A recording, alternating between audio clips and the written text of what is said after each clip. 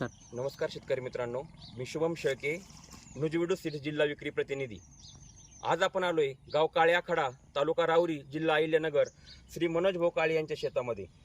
मनोज भाऊ यांनी आशा 9011ची जवळजवळ 10 एकर क्षेत्रामध्ये कपाशी लावलेली आहे।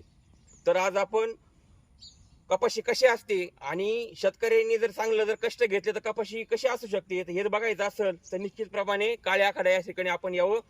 मिनिमम 150 बोंडाच्या प्लस जर झाड आपल्याला बघायचं असेल तर निश्चितप्रमाणे आपण मनोज काळे यांना संपर्क साधा।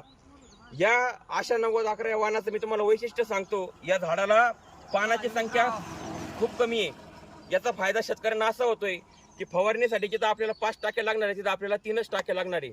दुसरी गोष्ट, झाडाचा बुंदा एकदम मजबूत असल्या कारणाने झाड कुठं पण एवढं पाऊस होऊन एवढं वारा वावधन येऊन सुद्धा झाड कुठं पण आपल्याला पडलेलं दिसत नाहीये, एकदम उभं आहे। आणि त्याच्यानंतर झाडात बघू शकता मेन मुद्दा शेतकऱ्याला काय लागतं तर बोंडाची साईज लागते। 5 पाकळी बोंड जे आहे, 5 पाकळी बोंड जे खाली साईज आहे, खाली ज्या बोंडाची साईज आहे 5 पाकळी, ती साईज आपल्याला इथपर्यंत वरपर्यंत पण बघायला शेतकरी मित्रांनो भेटू राहिली।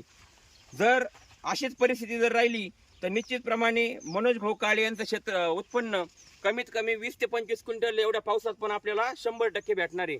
तरी मी शेतकऱ्यांना आवाहन करतो की आपण आपल्या शेतामध्ये पुढील वर्षी आशा 9011 या वाहनाची निवड करून निश्चितप्रमाणे आपलं उत्पन्न वाढवावं। धन्यवाद।